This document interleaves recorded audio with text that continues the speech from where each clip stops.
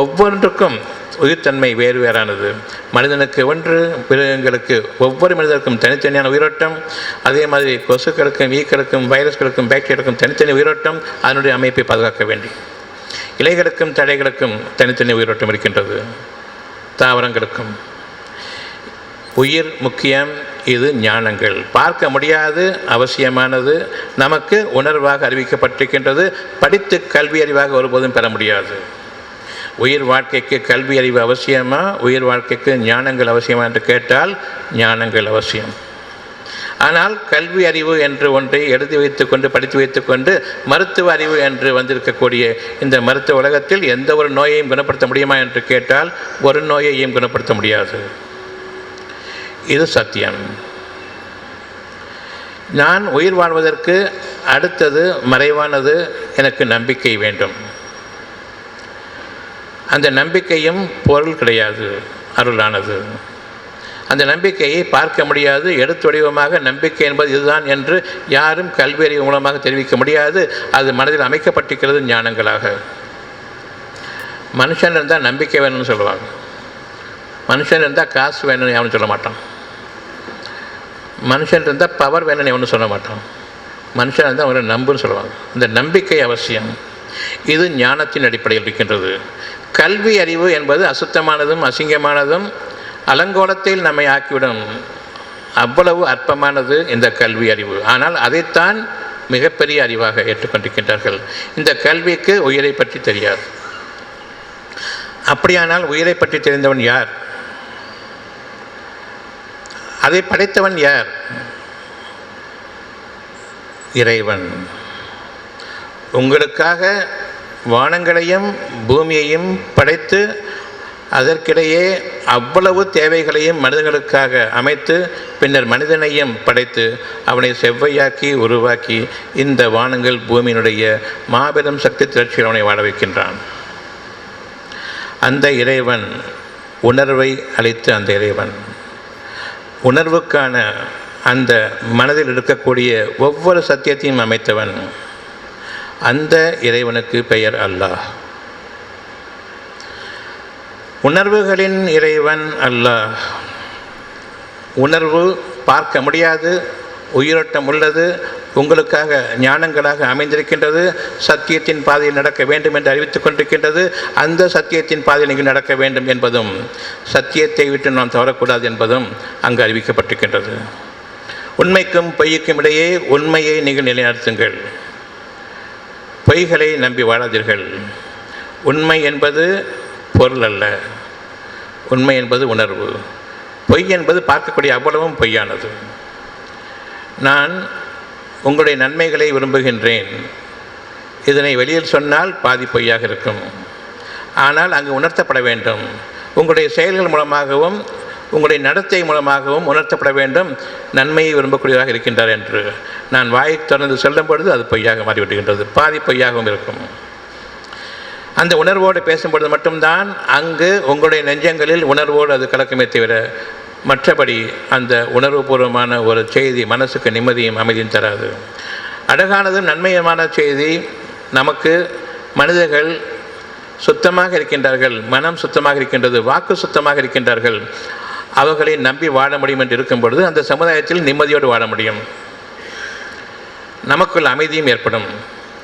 சுற்றி இருப்பவர்கள் என்னுடைய உடைமைகளையும் என்னுடைய பொருள்களையும் கண் வைத்து அதை எப்பொழுது அபகரிக்கலாம் என்று இருக்கும் பொழுது பொருளடிப்படையில் அவர்கள் சத்தியத்தை விட்டு விலகிவிட்டார்கள்.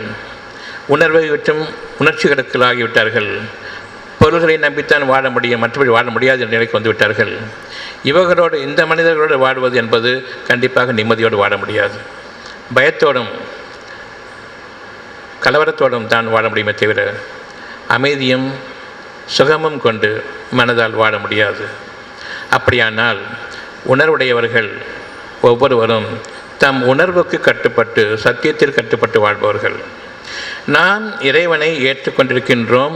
உணர்வின் இறைவன் உங்களோடு கலந்திருக்கக்கூடிய அந்த இறை உணர்வை நாம் ஒவ்வொருவரும் தனித்தனியே முறையை அறிந்தால் தவிர நமக்கு இறை உணர்வோ இறை உதவியும் இறை பயமும் இறைவனிடம் நாம் பயபக்தி இல்லாததன் காரணமாக நம்முடைய பாதுகாப்பும் மற்றவர்களாக நாம் ஆகிவிடுவோம். எப்படி நாம் வாழ்வது என்று தெரியாத அந்த நிலைக்கு ஆகிவிடுவோம். உங்களுடைய உள்ளத்தில் அந்த இறை உணர்வு இருக்கின்றது, உங்களுடைய மனதின் சாட்சியமாக. இது நமக்கும் நம்முடைய இறைவனுக்கும் இடையே ஏற்பட்ட ஒரு வாக்குறுதி, சத்திய பிரமாணம். அது என்ன சத்திய பிரமாணம்? நீங்கள் உண்மையோடு வாழ வேண்டும், உண்மையை பேசி வாழ வேண்டும், பொய்யை கொண்டு வாழக்கூடாது, அசத்தியத்தை கொண்டு வாழக்கூடாது, உண்மையையும் பொய்யையும் கலந்து வாழக்கூடாது. அதில் உங்களுடைய தீமைகள் உங்களுக்காக உருவாகும். அதற்கு முன்பாக மனதில் குழப்பங்கள் ஏற்படும். மனதை பாதுகாத்து கொள்ள வேண்டியது மிக மிக அவசியம். மனதிலிருந்து தான் உங்களுடைய வாழ்க்கை ஆரம்பமாகிறதே தவிர மனதை விட்டு வெளியே உங்களுடைய உடல் உறுப்புகளை கொண்டு நீங்கள் வாழவில்லை. மனம் நிம்மதி இல்லாமல் இருக்கும் பொழுது ஒரு இடத்தில் அமர முடியாது. எனக்கு உடல் வலிகள் இருந்தாலும் சரி, மனதை கட்டுப்படுத்தி கொண்டு ஓரளவு உட்கார முடியும். ஆனால் மனம் அலைக்கடி ஆரம்பித்து விட்டால் ஒரு இடத்தில் தங்க முடியாது, தூக்கம் கிடையாது, பிரமை பிடிக்கும். அடுத்த நாள் என்ன எப்படி நாம் வாழ்ந்து கொண்டிருக்கோம் என்று தெரியாத அளவுக்கு பயமும், இனி தூக்கம் வரவில்லை என்றால் என்ன கதியாவோம் என்ற அந்த மனதில் பெரும் பாரமும் துக்கமாக வாழ்க்கையே முடிந்துவிட்டது போன்று நமக்கு ஒரு எண்ணத்தை, உணர்வை ஏற்படுத்தும். பெரும் கலவரத்தை மனதில் ஏற்படுத்திவிடும். பிறகு எந்த வேலையிலும் நாம் ஈடுபட முடியாது, பசியற்று போகும், நோய்கள் தலை தூக்க ஆரம்பிக்கும், நாம் மரணித்து விடுவோம். மரணம் வருவதற்கு முன்பாக நான் என்னையே அடித்துக்கொள்ளக்கூடிய அளவுக்கு அந்த வேகம் இருக்கின்றது. மனதில் ஏற்பட்டுவிட்ட ஒரு கலக்கமும், மனதில் ஏற்பட்டுக்கூடிய ஒரு துயரமும். மனம் என்ற ஒன்றை படைத்தவன் இறைவன், அந்த மனதினுடைய வாழ்க்கை இருக்கின்றது என்பதை அறிவித்தவனும் இறைவன் தான். மனதை பார்க்க முடியாது, பார்க்க முடியாதது சத்தியமாக எனக்காக, என்னுடைய வாழ்க்கைக்காக அது பிரதானமான ஒரு உறுப்பாக இருக்கின்றது, ஒரு அமைப்பாக இருக்கிறது என்பதை நான் பார்க்கும் பொழுது அது ஞானமாக இருக்கின்றது. உயிர் எப்படி ஞானமோ, நம்பிக்கை எப்படி ஞானங்களோ, அதே மாதிரி மனதில் இருக்கக்கூடிய அந்த நம்பிக்கையும் அந்த உணர்வும் ஞானங்கள் அடிப்படையில் ஒரு காலம் பார்க்க முடியாது.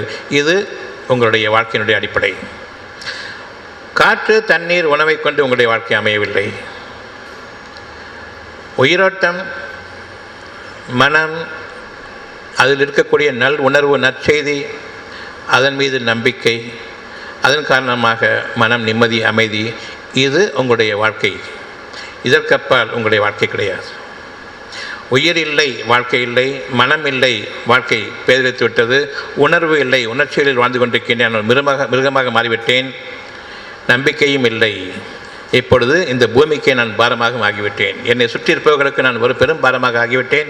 நம்பிக்கை என்ற ஒன்று எனக்கு இல்லை என்றால் அவர்களும் இவன் ஏன் வாழ்கின்றான் என்ற அளவுக்கு நம்மை இழித்தும் படித்தும் பேசக்கூடிய அளவுக்கு ஆகப்பட்டு விடுவோம்.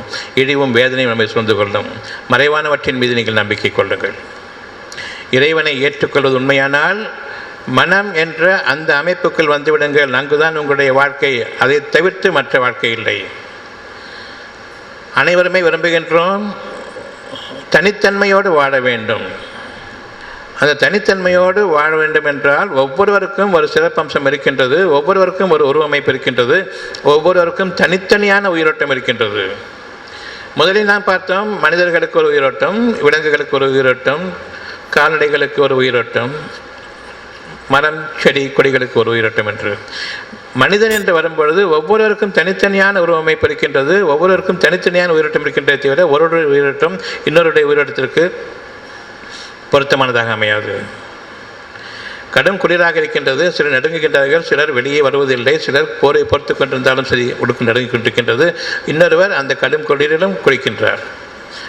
அதற்கான உயிரோட்டம் அவருக்கு இருக்கின்றது, அதிலிருந்து கிடைக்கக்கூடிய உயிரோட்டம் இருக்கின்றது. ஒவ்வொருவருக்கும் தனித்தனியான உயிரோட்டமாக இருக்கின்றது. வெக்கையாக இருக்கின்றது, காற்று அமர்ந்து விட்டது, அது உயிரோட்டமே இல்லை. அதிலும் வாழக்கூடிய மக்கள், சமாதானம் வாழக்கூடிய மக்கள் இருக்கின்றார்கள், அல்லது மூச்சு அடைத்து கொண்டிருக்கின்றது என்று அங்கலாய்க்கக்கூடிய மக்களும் இருக்கின்றார்கள். முடியாது என்று கையிலேயே வீசிக்கிட்டு காற்றுக்கு உயிர் இல்லை, நாம் உயிர் கொடுக்கின்றோம் இந்த கை மூலமாக, அசைவின் மூலமாக. இல்லை என்றால் வாழ முடியாது என்ற அளவுக்கு எப்படி ஒவ்வொருவருக்கும் தனித்தனியான உருவமைப்பும் தனித்தனியான உயிரோட்டத்தினுடைய அந்த அமைப்பும் இருக்கிறது என்பதை நம்ப வேண்டும். எனக்கான உயிரோட்டம், உங்களுக்கான உயிரோட்டம் ரெண்டும் வேறு வேறானது. ஒரே காற்று அடிக்கின்றது, ஜில்லென்று அடிக்கும் பொழுது பலருக்கு மூச்சு இறைத்து கொண்டிருக்கின்றது, இன்னும் சிலர் நன்றாக இருக்கின்றார்கள். மழை வருகின்றது, மழையில் நனைகின்றார்கள், சிலர் நன்றாக புது உணர்ச்சியுடனும் புத்துடனும் வாழ்கின்றார்கள்.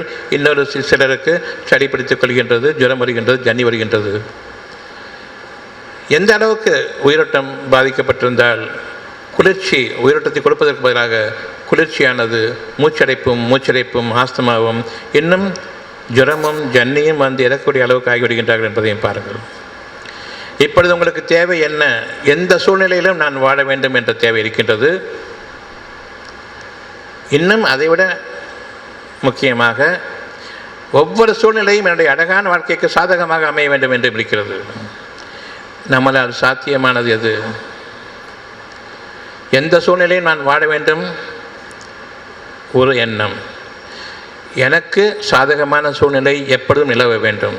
இந்த இரண்டில் அழகானது எனக்கு சாதகமான சூழ்நிலை எப்பொழுதும் வாழ வேண்டும் என்று.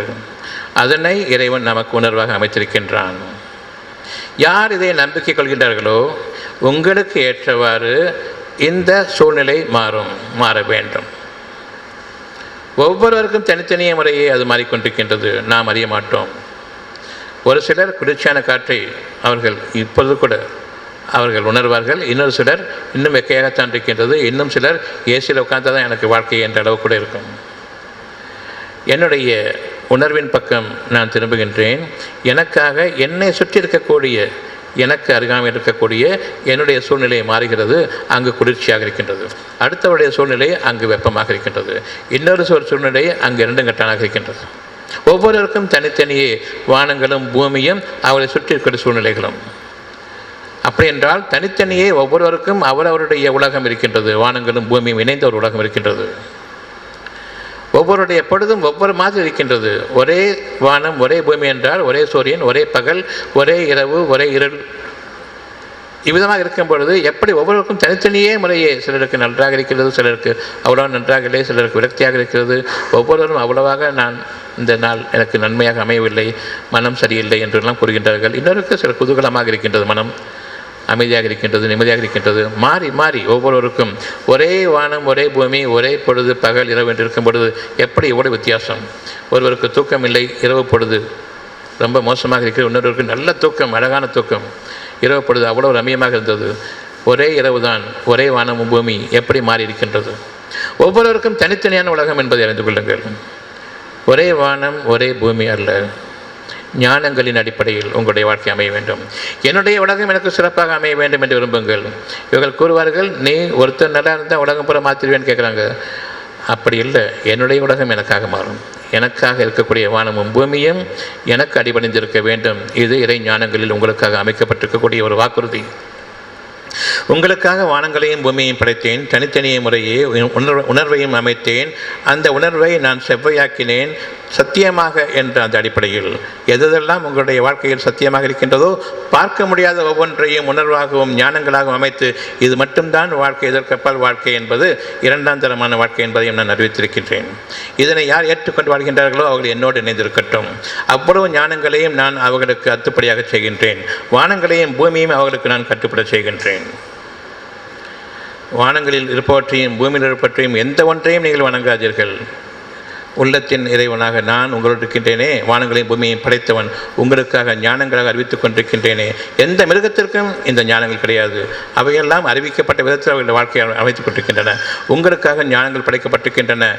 ஏன் நீங்கள் படைக்கப்பட்டிருக்கின்றீர்கள் இந்த உலகத்தில் என்றால், வானங்களும் பூமியும் உங்களுக்கு அடிமை என்பதை நீங்கள் அறிய வேண்டியும். படைப்பினங்களிலேயே மிக உயர்வான மகத்தான மாபெரும் படைப்பினம், எனக்கு நெருக்கமான படைப்பினம் மனித இனம் என்பதை நீங்கள் அறிய வேண்டியும். நான் உங்களோடு இருக்கின்றேன் என்பதை அறிய வேண்டியும். இந்த வானங்களும் பூமியும் அதை கவனிக்க வேண்டும் என்பதை நீங்கள் அறிய வேண்டியும். அவை கவனித்து கொண்டு தான் இருக்கின்றன என்பதையும் நீங்கள் உணர்வுபூர்வமாக அறியுங்கள். உங்களுடைய ஒவ்வொரு தேவைக்கும் என்னுடைய ஒரு அசைவை கண்காணித்துக் கொண்டிருக்கின்றது. நான் உங்களோடு இருக்கும் பொழுது நீங்கள் விரும்பக்கூடிய ஒவ்வொன்றுக்கும் வானங்களும் பூமியும் செவி சாய்க்க வேண்டும். இவற்றின் மீது உங்களுடைய ஆட்சி அதிகாரம் அமைய வேண்டும். இந்த வானங்களும் பூமியும் எனக்கு தேவையா என்று கேட்டால், நான் படைத்தேன் யாருக்காக? உங்களுக்காக. இந்த வானங்களும் பூமியும் எனக்கு தேவையா என்று இறைவன் கேட்டால், நிச்சயமாக உனக்கு தேவையில்லை, ஆனால் உங்களுக்கு அது தேவை. அப்படியானால் உங்களுடைய தேவைகளின் மீது உங்களுடைய அதிகாரம் வேண்டாமா என் அனுமதியை கொண்டு என்று கேட்கும் பொழுது, இவற்றின் மீது எனக்கு அதிகாரம் வேண்டும் இறைவனே என்று என்னிடம் கேளுங்கள். வானங்களையும் பூமியையும் செலுத்திக் கொள்ளாதீர்கள். உங்களுடைய ஆன்மாவை நீங்களே செலுத்திக் கொள்வதற்கு ஒப்பானதாகும். மழையே இல்லையே என்று கேட்காதீர்கள். என்னுடைய துக்கமே, ஏன் நான் இந்த நிலைக்கு இருக்கின்றேன்? வானங்களுக்கும் பூமிக்கும் அதிபதியாக இருக்கக்கூடிய என்னை எதற்காக இந்த நிலைக்கு நான் ஆளாக்கி கொண்டேன்? காரணம், நான் ஞானங்களை விட்டுவிட்டு பார்வைக்கு உரிய பொருள்களை கொண்டு இவற்றினுடைய சில விஷயங்களை அறிந்து வைத்துக்கொண்டு வீண் பெருமைக்கு ஆளாகி நான் கல்வி அறிவை படைத்தோன் என்று கூறிக்கொண்டிருப்பதன் காரணமாக நான் என்னுடைய ஞானங்களை இழந்து இறைவனுடைய அருகாமையையும் என்னுடைய நெருக்கத்தையும் உணராமலேயே நான் வாழ்ந்து கொண்டிருக்கின்றேன். எந்த அளவுக்கு இறைவனுடைய அருகாமையை நான் உணராமல் வாழ்ந்து கொண்டிருக்கின்றேனோ அந்த அளவுக்கு நம்முடைய நோய்கள், நம்முடைய கஷ்டங்கள் நமக்கு உருவாக ஆரம்பிக்கின்றன. உயிரோட்டம் முக்கியம், மனம் முக்கியம், அதில் இருக்கக்கூடிய உணர்வு, அழகான உணர்வு, இறைவனுடைய செய்திகள் முக்கியம், அதில் இருக்கக்கூடிய நம்பிக்கை முக்கியம். இவைதான் உங்களுடைய வாழ்க்கை என்பது இருக்க, அவை அனைத்தையும் விட்டுவிட்டு உயிரற்ற ஜடங்களாக இருக்கக்கூடிய நான் படைத்த பொருள்களை பார்த்து கொண்டிருக்கின்றேன். இப்பொழுது பார்க்கிறோம், இங்கு இயற்கையான படைப்பும் இருக்கின்றது, மரம் செடி கொடிகள் இருக்கின்றன, வானங்கள் பூமி காற்று குளிர்ச்சி அவ்வளவும் இருக்கின்றன. நான் படைத்த இவ்வளவும் இருக்கின்றது. இதில் எதற்கு உயிரோட்டம் இருக்கின்றது? இந்த கட்டிடம், அங்கு மரம், இந்த மரத்தினுடைய நிழல் எனக்கு பிடிக்குமா, இந்த கட்டிடத்தினுடைய நிழல் பிடிக்குமா என்று கேட்டால் நிச்சயமாக மரத்தினுடைய நிழல் பிடிக்கும். மரங்களுடைய நிழல் எனக்கு கண்டிப்பாக பிடிக்கும். அதில் உணர்வு இருக்கின்றது, அதில் குளிர்ச்சி இருக்கின்றது, அதில் உயிரோட்டம் இருக்கின்றது. அந்த உயிரோட்டத்திற்கு அருகாமையில் நான் இருக்கின்றேன். உயிருக்கும் சமமாக இருக்கின்றது. இங்கு வெறும் வெப்பத்தை தேவை கிடையாது. நம்முடைய படைப்பு, நம்முடைய அறிவு அவ்வளவும் உயிரோட்டம் இல்லாதது, செத்த பிணங்களுக்கு ஒப்பான படைப்பு.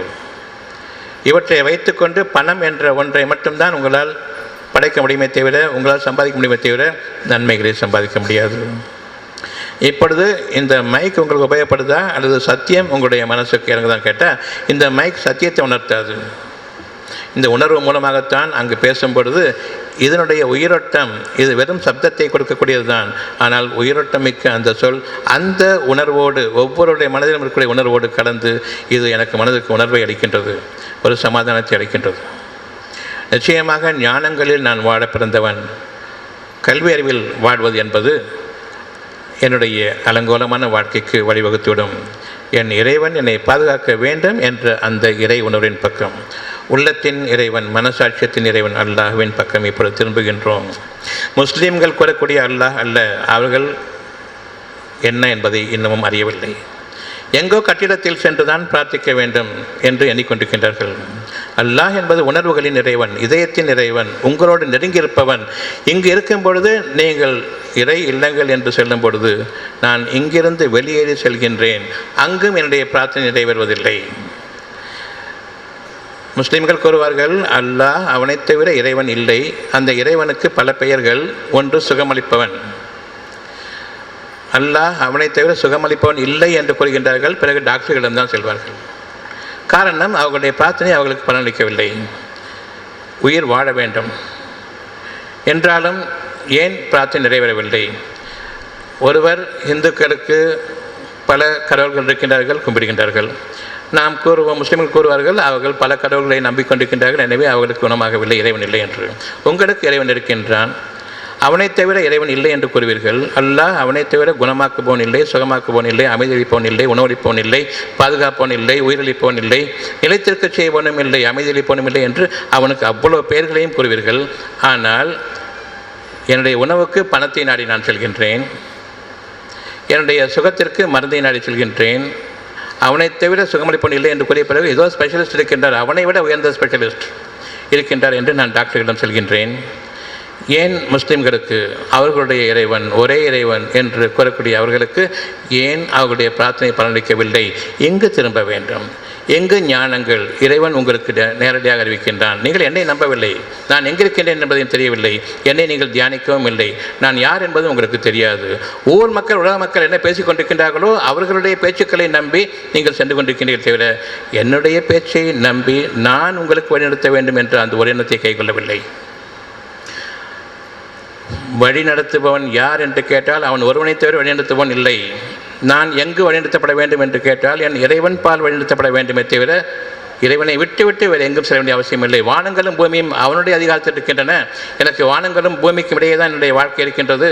என்னுடைய வாழ்க்கை அமைய வேண்டும் என்றால் நான் அவனிடம் வழிகாட்டப்பட வேண்டும் என்று நான் இருக்கும் பொழுது அந்த இறைவன் ஒருவனை தவிர வேறு யார் உங்களுக்கு வழிகாட்ட முடியும்? தன் பக்கம் மனிதர்களா, பூசாரிகளா? எப்படி நீங்கள் தீர்மானிக்கின்றீர்கள்? மனிதர்களும் பூசாரிகளும் எனக்கு இறைவன் பக்கம் வழிகாட்டுவார்கள் என்று. அப்படியானால் எனக்கு ஒரு துன்பம் ஏற்படும் பொழுது நான் பூசாரிடம் செல்ல வேண்டும், அவர் எனக்கு வழிகாட்ட வேண்டும். இறைவன் ஒருவனை தவிர இல்லை, எனவே டாக்டரிடம் செல்லக்கூடாது, நீங்கள் சுகமாவீர்கள் என்று வழிகாட்டிருக்க வேண்டும். ஆனால் அந்த பூசாரியே டாக்டரிடம் செல்பவர் தான். உணர்வு வேண்டும். இப்பொழுது நான் அறிகின்றேன், என் இறைவன் எனக்கு அவன் பால் வழிகாட்டினால் தவிர எனக்கு எந்த வழியும் இல்லை என்பதை அறிய வேண்டும். ஒவ்வொருவரும் தனித்தனியே முறையே இறைவன் பக்கம் திரும்ப வேண்டும். அந்த இறைவன் வேறு எங்கும் இல்லை, உங்களுடைய உள்ளத்தில். நான் ஒரு நோய்வாய்ப்படும் பொழுது முதல் முறையாக எனக்கு அறிவிப்பவன் சுகமாக வேண்டும் என்று அறிவிப்பவன் என் இறைவன் தான். உணர்வாக காற்றிலிருந்து அந்த செய்திகள் எனக்கு என்னுடைய உள்ளத்தில், சுவாசத்தில் எனக்கு ஒரு நோய் வரும் பொழுது, ஒரு கஷ்டம் வரும் பொழுது அந்த காற்றில் இறைவனுடைய செய்தியை தாங்கி வருகின்றது, சுகமாகுங்கள் என்று. ஏற்றுக்கொண்டேன் என்பது உங்களுடைய பதிலாக இருக்க வேண்டும். ஆமீன், ஏற்றுக்கொண்டேன், எஸ் ஏற்றுக்கொண்டேன். பிறகு அந்த ஏற்புதலில் எனக்கு நம்பிக்கையை கொடு இறைவனே என்று கேட்டிருக்க வேண்டும். அந்த நம்பிக்கையை நாம் கேட்பதில்லை. இறைவனுடைய பெயர் நம்பிக்கை அளிப்பவன்.